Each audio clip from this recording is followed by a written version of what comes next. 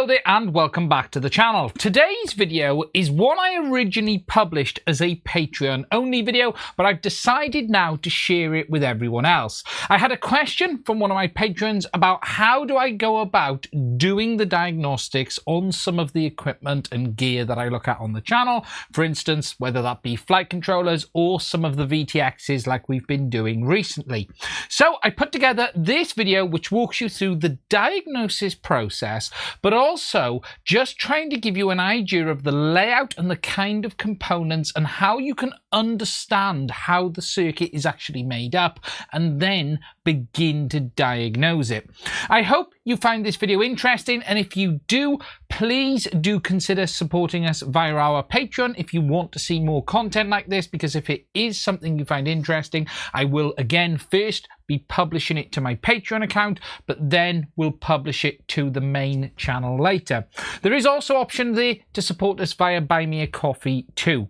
Anyway, let's get on with it. Okay, so one of my Patreons asked me, how do you identify some of the components and some of the devices on the electronics that we repair in FPV, such as flight controllers, VTXs and things like that? So I thought I'd do this quick video just to walk through how you identify various elements of the component. Now, what I mean by that is a flight controller, for instance, is split up into different bits. We have the main SoC, which is generally an ARM STM32. We have our power area, which delivers our voltage for that STM32, but maybe the BEC for output as well. We have then our sensors, and then you have other bits like OSD and other things like that. And the question really was, how do you identify it? How do you break it down? And how do you then start testing it? So what I thought I'd do in this video is walk you through how you start to identify what components are, what they look like, and areas of a flight controller or VTX, for instance, so you can just have an understanding of the diagnostic process. Now, on the screen, I've got repair.wiki up, and the reason I've got that up is because I've been uploading a lot of stuff onto here for HD0 and other stuff as well. If we go under the drones area and down to the bottom under FPV, you can see if I go under Fat Shark, HD0 VTX, for instance, I've been uploading images of all the different VTXs from HD0, including the new Whoop light is on there as well. Now, when you're dealing with a VTX, things are quite simple in the sense of it's basically accepting a camera input, converting it with digital, and then sending that out. And so you have the processing on the camera side, you have the power stage again, which is powering the whole unit, and then you've got the output and RF side of things. So when you're doing your diagnostics, the first thing you need to understand is what is actually not working. What is the problem here? Is it powering up, first of all? Does anything look missing off the board? Is something broken and is something damaged? So whenever you're doing diagnostics, the first thing you want to look for is the visuals. The touch, the feel, the smell, because often with what we do, it will release magic smoke as well, which can always be an indication of something's gone wrong.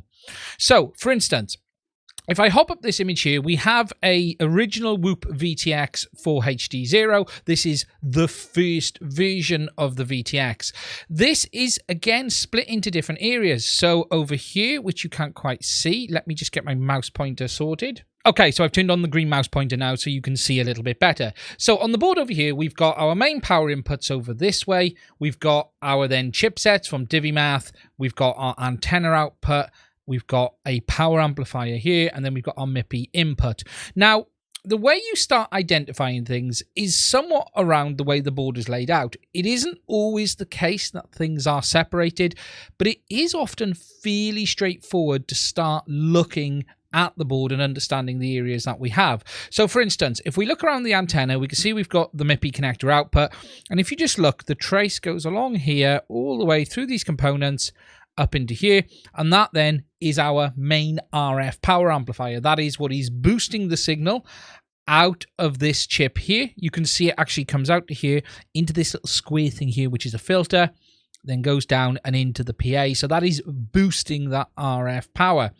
If we zoom in and scroll down, you can actually see the track runs nicely along just a little bit like a train track, and moving up to here. Now, along the way, you've got various components. So you've got these here, you've got this little black one, and if we look around the board, you'll notice that there are varying components of different shapes and sizes. Most of these, because they're surface mount, won't actually have labels on them, but we can identify them somewhat by their look and feel. So for instance, if we start here, this here is a capacitor. Okay, this is a standard capacitor. You will find it on pretty much everything. The reason I can tell that is it has this grey ivory color look, same as that one there. That'll be a capacitor, that'll be a capacitor. All of these over here are capacitors as well. These little ones here, they all have that same look and feel to them. They are just a standard capacitor. Rating, you won't know, but you'll know what they are from how they look. If we then look at these little black things, now these will often have ratings on them or next to them. These are generally resistors. Okay, so if you look there, if we look around the board up here, these are banks of resistors. So they are multiples of these in little banks rather than just having individual ones.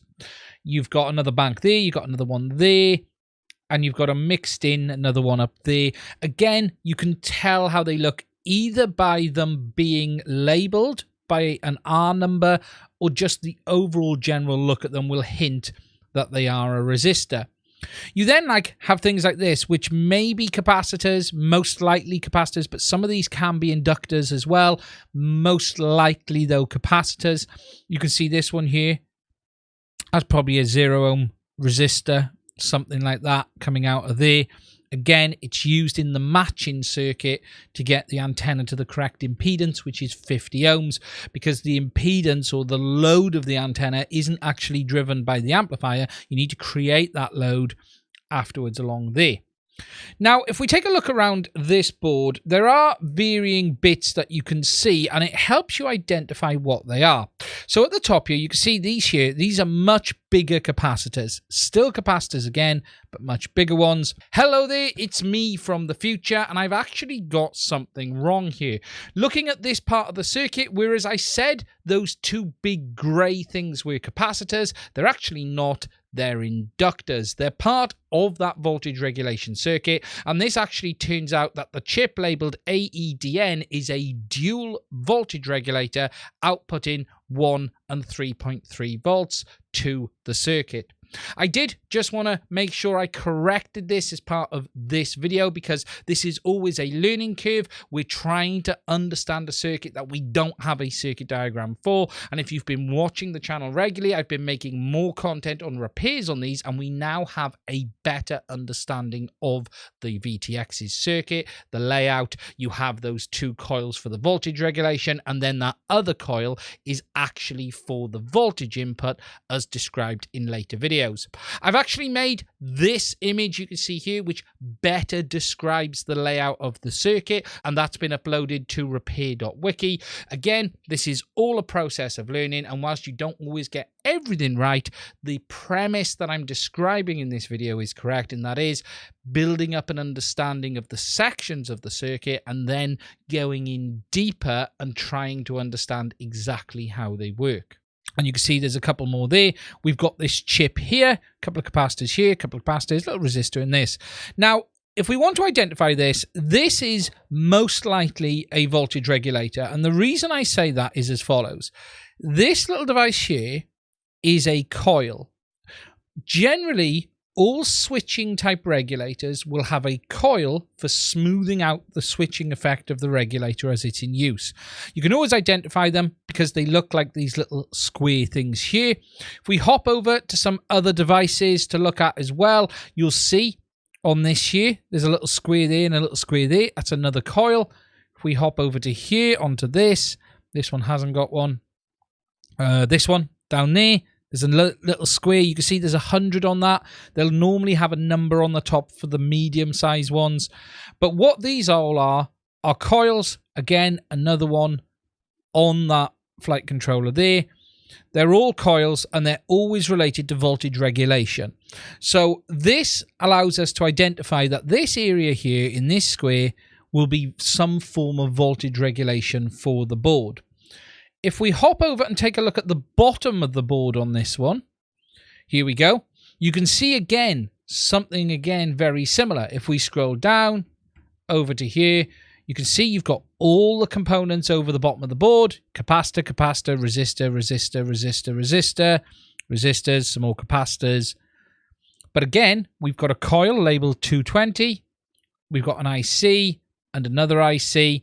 So again, this area here will be voltage regulation of some form. Now, the reason there will be two different voltage regulations on this same board, one on the back and one on the front, is there are usually multiple different voltages used in these devices. You'll have 5 volt, typically 3.3, or even 1 volt.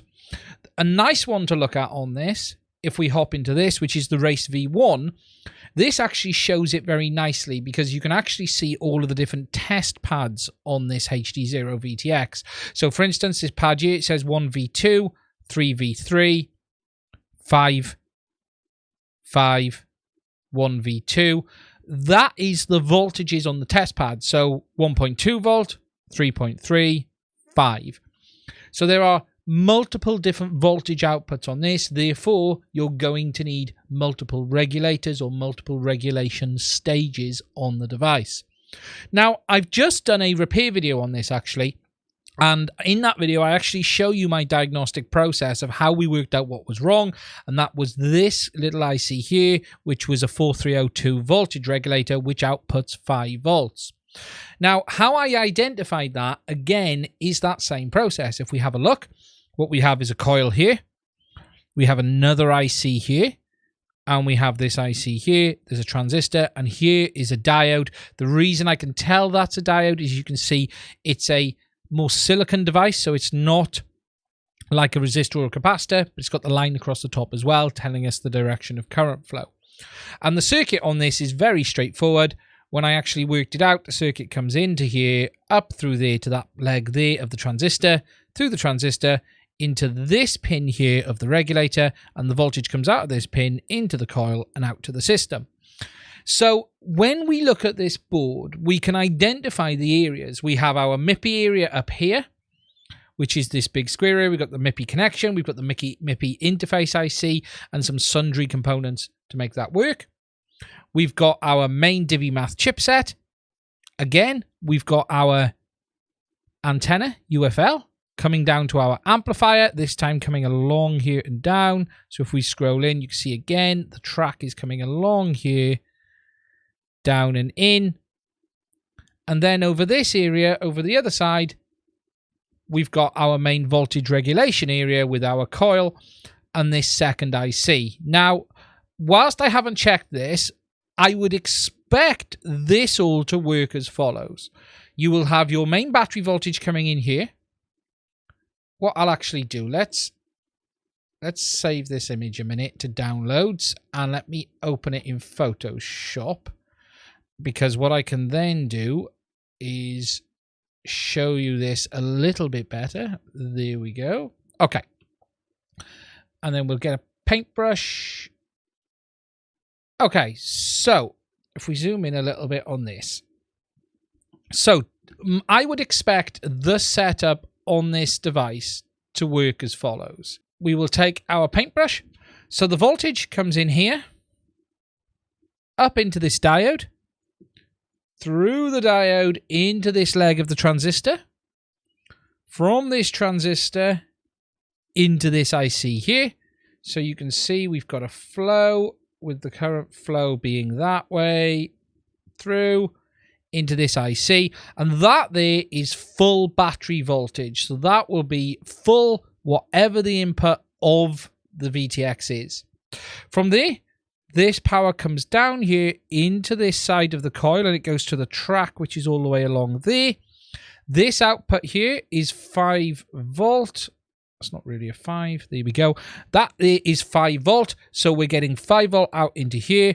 We've got some capacitors, again, for smoothing that conversion from that battery voltage down to the 5 volt. And what this will most likely do is come down into here. You'll have probably ground that side, a ground that side. This will then head off to these 5 volt pads. So there'll probably be a good track that heads over to here. But what this will then be, this device here, will then most likely be the voltage converter for the other voltages on the system. So we'll take in 5 volt into here, and this will then take that 5 volt and take it down to 3.3 and 1.2 for those lower voltages for things like the DiviMath IC, the MIPI connector, and everything else. So when you're starting to look for a diagnosis on a device like this, you've got to start with the beginning of the chain. So what you're looking to do is then check, am I getting things where I would expect? So we would check, we're getting our voltage here at the main input. We have a diode, so we go, is it coming in? Is it coming out? Have a pin around without it connected to understand the circuit, and you find continuity between here and here, and you think, oh, okay, that's good.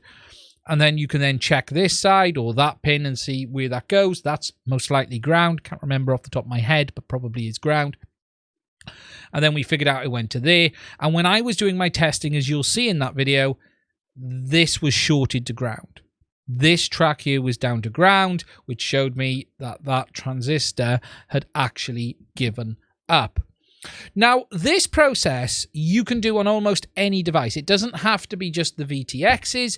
It can be on anything. But what you do is you start with the beginning. So when I tested this, we had no power at all. So we start at the very earliest stages and work our way forward. And then what I started to do was check for continuity between ground. So you'd be checking against there or checking against the ground pin, I think, which is that one there. And then checking on the regulator to see where it was. If we take a look over to some other devices, so for instance, here we've got the new Maytech flight controller F743 or H743, I think this one is, H743. Got one of these on the bench, actually. And again, everything I've just showed you applies to this. And it is a very simple device when you start looking at it. So if we start seeing what we've got our main STM32. So that's our main system processor. That is the main chip. That's what's delivering all of the CPU power for the device. If we then look around again, if we start looking up here, notice coil with 100 on the top, some big capacitors, another coil up here. If we zoom in a bit more, you can see again that similar layout, some resistors down here on the port, but don't worry about that. But again, we've got a coil, an IC. All of this very much smells of power regulation. So when I'd split this board, I would say that area there, probably not including that. That looks like they're going to the ports. Actually, that probably is, but that area there isn't. That would be power regulation. We then have over here this chip. Now, you will recognize this on loads and loads of flight controllers. It's pretty much the same chip used. It's the analog OSD chip. It's the same chip used on almost all of them. It's the AT7456E. It's on so many flight controllers, it's ridiculous. If we have a look here, you can see it's there, look, AT74563. If we look on this one, there it is again. If we look on this one, there it is again. You'll have this on almost everything, and there it is on this board here. So again, we've got our OSD chip located there. So that's that part of the board. And this will all be the OSD input area. That chip there, possibly a camera switcher. If this flight controller takes 2 cameras, that will be a camera switching IC. Actually, should we look? Is it 2 camera inputs? Wiring. Layout. So that will be down. Where are we? So we're talking flipping that way. So that's up here. Camera 2, there you go. Camera 1, thought it would be. So you got 2 camera inputs, camera 2 and camera 1. That IC will be a camera switching IC. I've seen it before. It switches between the 2 inputs, and then you got the sundry circuit there. If we then look around the rest of the board, obviously we got our USB port, which will head in straight to the STM32. Here in the middle, you can see this little device here. Can you see it with a hole? That is most likely a baro. Barometer sensors always have a little hole in the middle of them, allowing the air in. If we check the spec, it should tell us if there's a baro. Specification. Yep, there you go. Barrow Infineon. So that will be our barrow. Always, again, they always look the same. Always have that same look. So when you're looking for a barrow, you're always looking for that hint of it having a hole in the middle. So we can separate that out. Up here, 27 megs clock. That is for the system. It'll be for the video processor.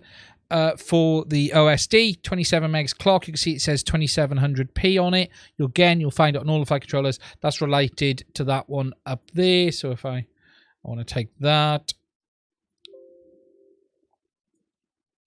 and then mark that in with that, because that belongs to that. And then if we look down this part of the board, what we've then got here is our sensors. So we've got our IMU and our other sensors as part of the board with the SD card located over the top. So again, if we pick a new color for that, what we're going to use for that, let's use a nice bright yellow. And then over this side of the board, you've got your sensors for everything. So if we zoom out, you can now see really it's quite easy to separate the board into various areas. There's nothing here absolutely shocking. So our power area, main SoC, IMU sensors, OSD, barrow, and some sundry components located all over the place.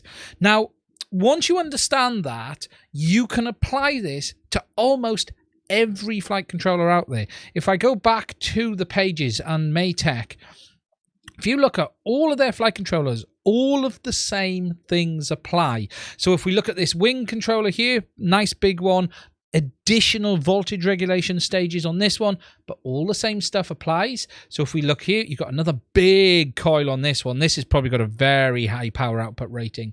What's the back on this? Oh, look, we got a big 8 amp back. Hence the big coil. So you can see here, that's one big power stage. Here, and they actually on this board have quite nicely separated them off for us. If we open it into a new tab, we can probably see it a bit better. There we go. So on this one, here you've got, again, that big voltage stage. It'll be that whole area there. Here, another little back down in the corner. Another little back down in the corner here. And actually, what's nice about Maytech on this is that they've actually labeled it all up for you. So if we scroll over, if you actually look on this one, it's right behind my head. Very annoying. Let me save the image and open it in Photoshop just to show you properly. So now I've got it big. You can actually see it really nicely laid out on this one. We have our big back here, which is labeled VX, and you can see they've actually separated that out. We've got our 9-volt back, our 5-volt back.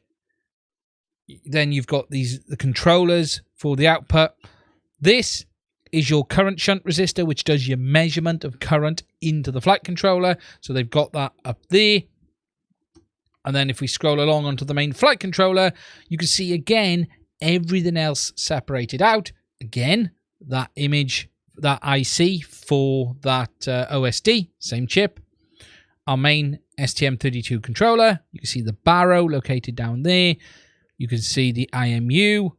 Some additional components obviously needed for testing everything else.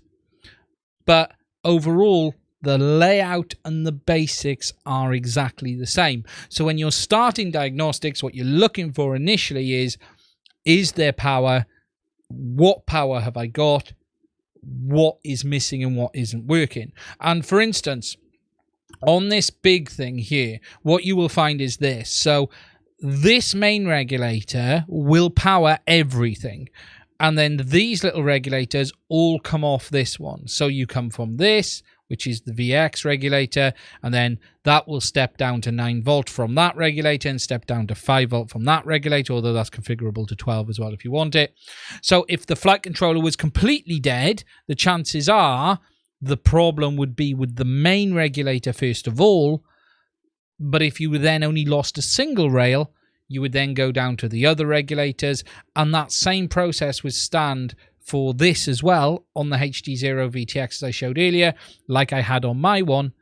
Power came in, no power from this point forward, which meant everything else was dead. However, if I was doing diagnostics on this and I started doing some tests and we had 5 volt, 5 volt was fine, but we didn't have 1.2 or 3.3, then I would start looking at this IC in this area rather than this area here.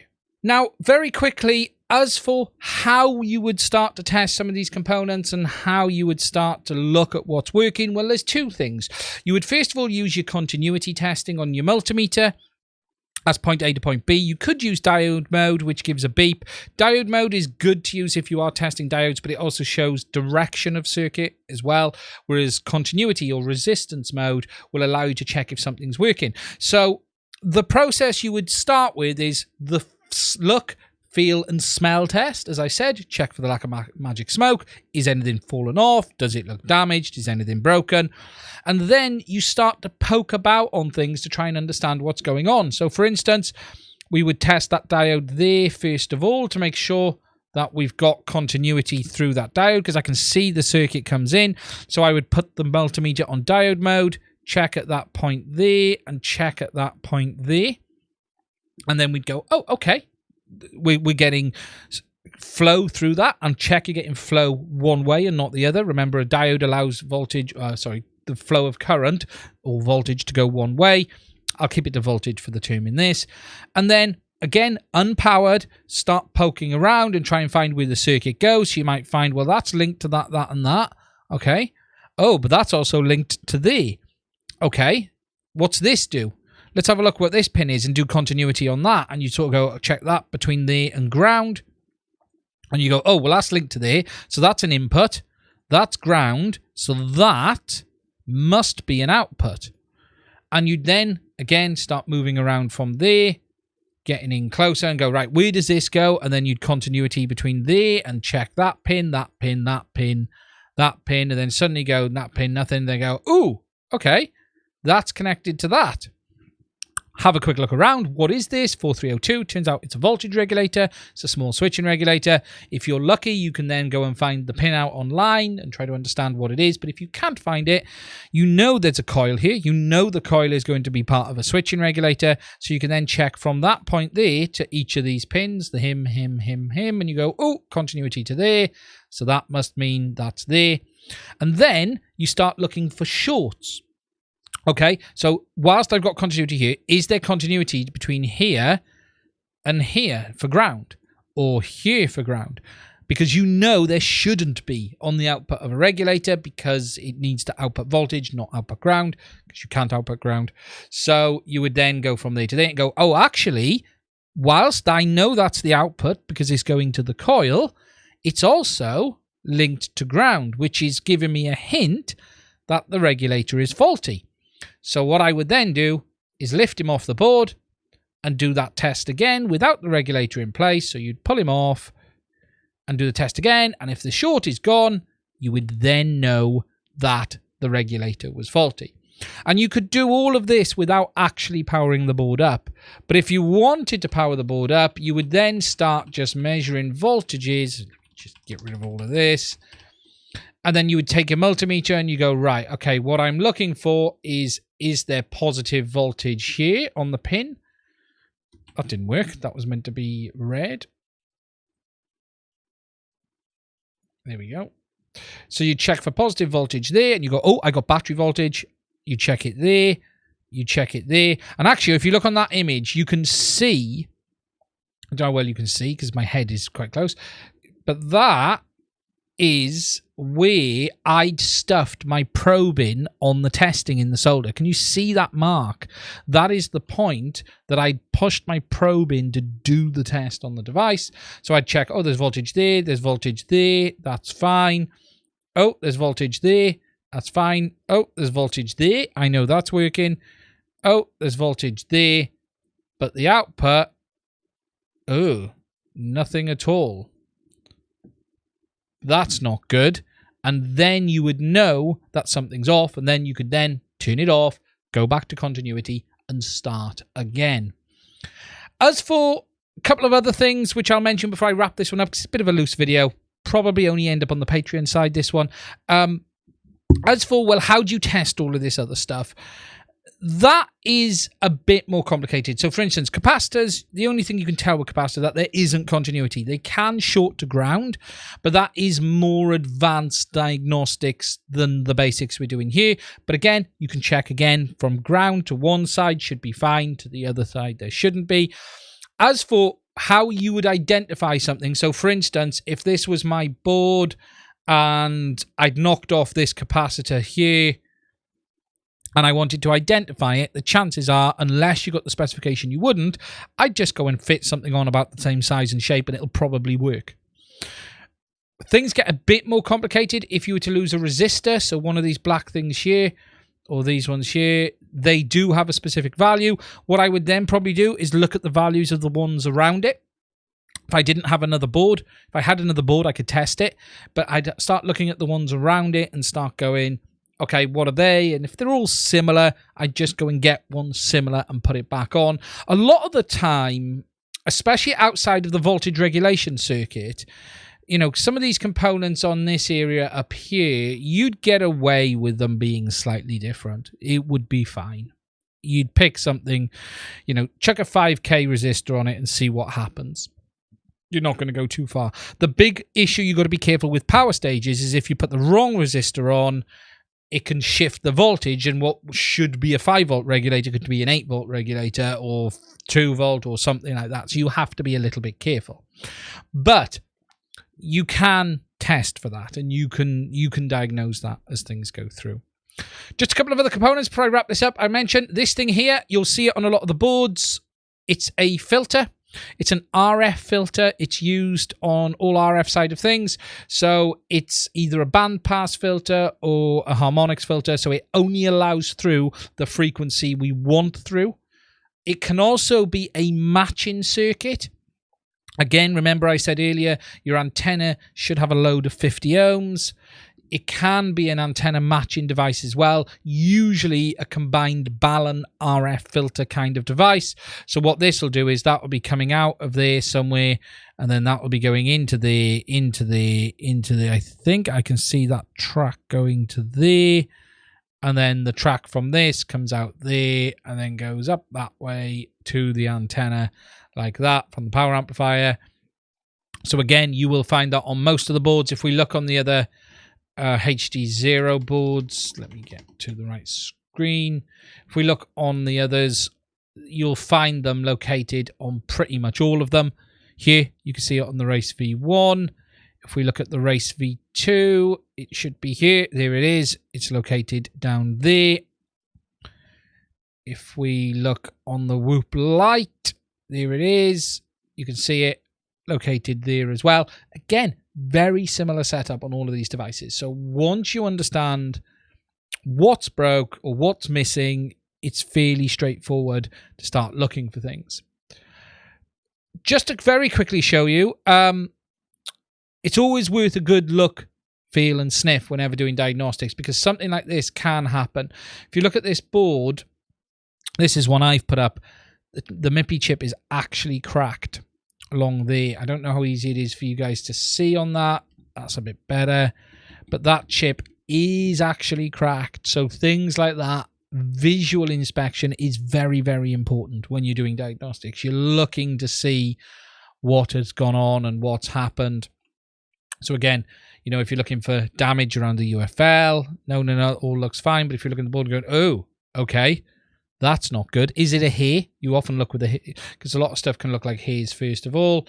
And if it isn't, then move on and go from there.